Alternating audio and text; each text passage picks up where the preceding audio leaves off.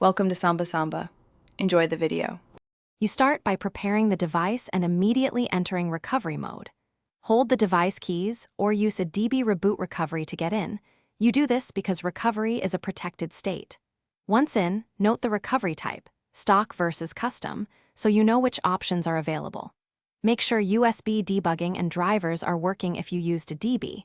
Without them, you can't send commands.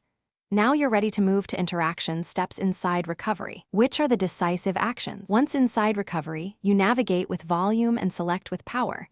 That's how you tell the device what to do. If the goal is exit, try reboot system now first, because it returns you cleanly without data loss. If a boot loop sent you here, clear cache or apply an update via sideload to fix corrupted files. You do this because cache corruptions commonly trap devices in recovery. For custom recoveries, mounting data or flashing a fix can resolve deeper issues. To finish, select Reboot and confirm. The system should boot normally, and you'll know the process worked when the lock screen appears. If reboot fails, reflash stock firmware using the manufacturer tool.